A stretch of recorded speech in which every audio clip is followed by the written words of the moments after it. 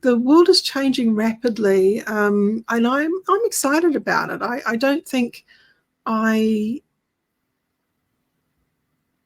am going to be made redundant anytime soon. But I do think we need to be up with the latest technology and be right there as it advances in the way that how we want to use it, how we want to integrate that into our client session and what we are offering. Otherwise, we may be left behind. So, you know, if we can be part of that journey, part of that evolution, I think that would be the strongest thing.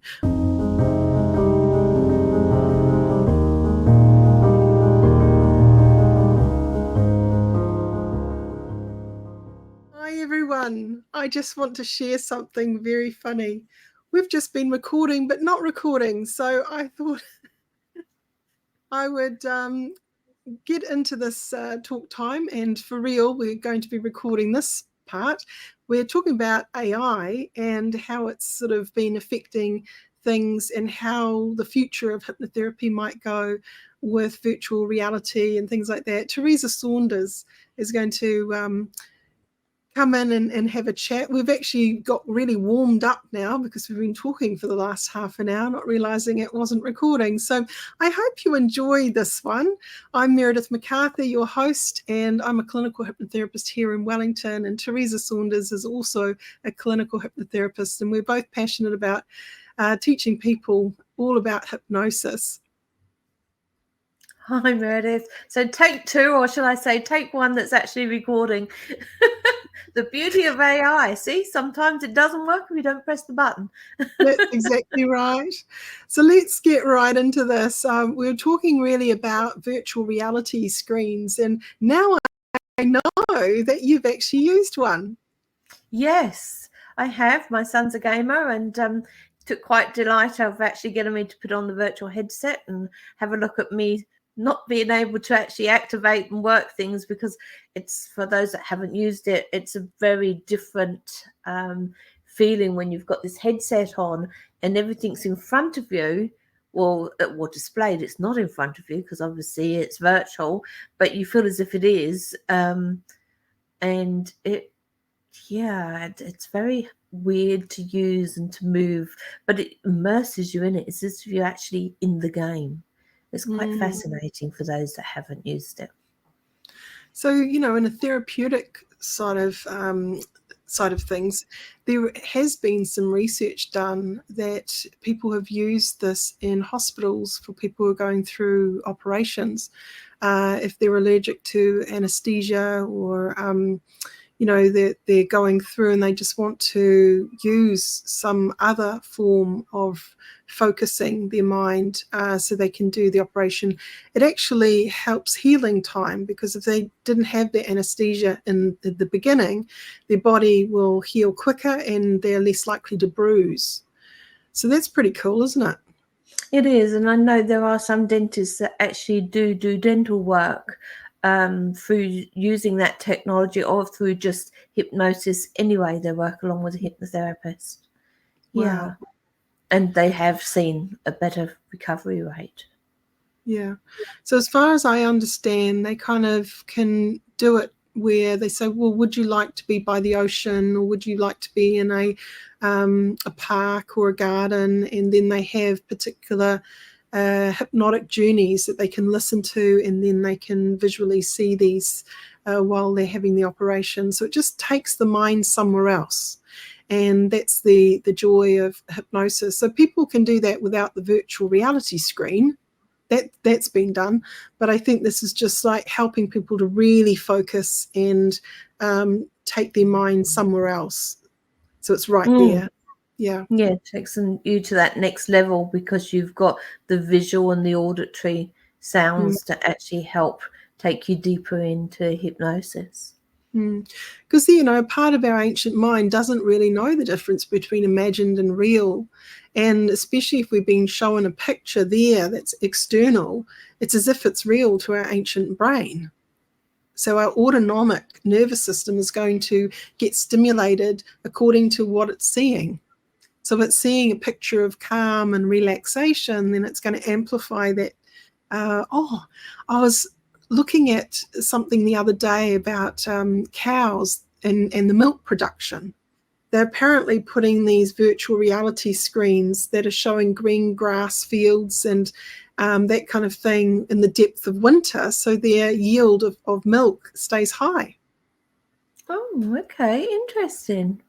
There's a lot of research going on, isn't there, using different sort of technology theories these days. I think, we were talking before about merging into it and just not being too afraid of technology, but thinking, how can we as practitioners utilize it in our practice rather than running away? Because it's coming ready or not. So I think we need to sometimes embrace these things rather than push them away. What are your thoughts on that? Yeah, for sure. I mean, there's a lot of people worried that I think that AI is actually going to take over and replace hypnotherapists. I personally think if that ever happens, that's many years away, because I think people still like the humanistic touch. And touch is not necessarily physical, but actually meeting somebody face to face rather than over a screen, because you get a different energy in the room and feeling when you're there than what you do virtually. But I do think technology has a huge benefit to us as well. It can help us with our websites. It can help us with, if people want to write scripts, not that I'm a script bound person, but there are those sort of things for practicing. And when you're learning how to do a hypnosis session, AI can really help you. I think it helps with the structure that maybe is a bit tricky for newbies, where you've kind of got, okay, well, what are the key elements of a good hypnotic journey? And I think with AI, it can be quite good to help with that structure. But it's something very important, I think, for any practitioner learning hypnosis is being able to be creative and think on your feet. You've got your animals in the background. Yes. There, right? I was just going to say he's going to pop into the screen, but no, he didn't. He just landed on me. And he's quite a big boy to just land on, aren't you? Yeah. Bless him. He's You've a got golden your cat behind you. Yeah, you got your cat behind you. Yeah, look, cat's still there. You've got Buddy the dog. And Buddy the dog. Figure and Buddy, yes. They want to be in. They don't want to be left out, you see. They like these talk time sessions. Absolutely. Part of the crew. Yes. Part of the team. So we're talking also about the Microsoft product that came out just recently, which was, I've forgotten what it's called now. Was that NoteLM? Yes, Notebook. Notebook. Yes, yeah. And it's quite amazing. We rinsed a website through it, and it just talks all about your website and the good things and stuff.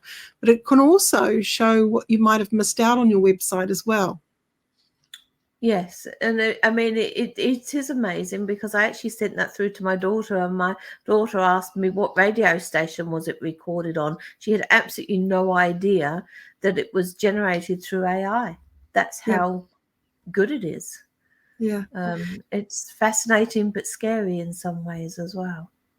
I think the world is moving away from Google, the traditional, I want, how do you do this, that, and the other, to literally asking ChatGPT for the answer to many things. And I think we need to notice those trends and utilize them as well to strengthen where we sit and how we work with people, so we can do things a bit more efficiently, but still be there to offer up what we do best. Well, even looking at homes now, years ago, homes just had our electric sockets wired up, whereas now, new builds have USB ports and all that lot it already in their homes. You don't have to go and get a socket to be able to plug that in, because the world is evolving. And we have, Siri and I'm going to say the word, but we might hear mine actually start to talk, Alexa as well, in our homes, that people go to and ask questions. And they just expect it, or they say, play a song or whatever, and there it goes, it plays the song. People don't want to look up stuff nowadays. They want to just be able to use their voice, which is great for those that have difficulty spelling or poor eyesight, etc. Yeah. So, there's a lot of hypnosis journeys online, especially, on YouTube and that. But when someone comes in face to face, it's very, very personal. And I don't know if the AI is quite there yet to really get that personal touch, to deal with the nuances of what's going on, and they can't quite read the body language yet, and all of those little tells. But I can imagine journeying into a future where they might be able to scan someone's mood, and they may be able to sort of sense things that may not even be registering from a human perspective, to be fair. That's true. I mean, at the moment, like, you can actually, if you wanted to do something that was more tailored specific to a particular person in a journey, then you could type in, sort of like the person's age and their likes and dislikes and bits and pieces. But let's face it, if the individual is going to do that and not use a therapist, they've got to be open and honest of what's really going on. Whereas you, the therapist, can help unpack and reveal that, because people might not necessarily know. Yeah, and I think that's where maybe AI is not going to have the ability, or it's going to take a long time for it to learn that technology. There are certain things that give away of what's not being talked about, rather than what's actually being talked about, that a therapist may pick up on. And the avoidance of a particular question to skirt around it type of thing, and for you to be able to observe the body language as well. Yeah. Definitely. I think, as we're moving towards the era of, the big tech companies taking over different spaces, to be agile in the market is important. And I was reminded of this headset that I got many years ago from Auckland, and it was like lights and sound, and it would go woo, woo, woo. And that would take people into alpha and theta states and stuff, and it didn't replace me. But we're kind of moving more and more towards understanding how we might integrate that with a virtual journey, that maybe my voice can be projected into the head unit, and then the AI create the pictures that go with the voice journey. You never do know. You never do know what's going to happen. Or hologram of you actually teleported into that person's room, or they're teleported into your office. Wouldn't that be amazing if you had one step further from the video call? I mean, I remember as a child, when we were little, we did, because we live rural in England, we'd never even had a phone. It wasn't until I was 8 years old that we actually had a telephone. And the thought of ever being able to see somebody while you were talking was just like, oh no, I don't know if I'd ever like that. But let's face it, most people now actually do video recordings rather than voice recordings, because they want to have a look at that person and see their reactions. For sure. Look, the world is changing rapidly, and I'm excited about it. I don't think I am going to be made redundant anytime soon. But I do think we need to be up with the latest technology and be right there as it advances in the way that how we want to use it, how we want to integrate that into our client session and what we are offering. Otherwise, we may be left behind. So, if we can be part of that journey, part of that evolution, I think that would be the strongest thing. I was talking earlier too about what would happen if the lights went off. Like, literally, we couldn't get on the internet, we couldn't do these things. We still need to know how to relate from person to person. So I hope that that's never taken away. I think we need to remember that being unplugged for a period of time in front of an actual human and having those meaningful therapeutic exchanges is a really, really important sacred thing that we can do in humanity. It's like in other industries, let's hope they learnt their lesson from that, where they didn't have like construction apprenticeships in electricians and carpentry and all that sort of thing, and then we had a shortage of those skilled tradesmen. So I think relying on AI totally would not necessarily work, and let's hope that's going to be many years in the future for the case. But I'd like to see it where it's another tool in our toolbox for, you know, like we use CBT and we use NLP and those sort of things, and let's have AI come in that sort of way where we use it with hypnotherapy. For sure, for sure. Look, we're coming to the end of our podcast for today. Are there any other things that you would like to share before we finish up, Teresa? I think just go online, have a look, dabble, play, see what you can use. Don't be afraid of AI. It's not going to wipe us out as hypnotherapists in the near future, I don't think, or even in a quite a distant future, I would like to think. So I think hypnotherapy is such a rewarding career that I would really encourage people to go check out the website, go check out NZACH, and learn to become a hypnotherapist so that you can actually use your skills in helping other people have a better life. And it would mean so much to both of us if you could like this video, if it was interesting for you, and if you haven't subscribed yet, subscribe. We've got lots of interesting talk times sort of topics coming in. I've also got a journey with a client that I'm going to share with all of you.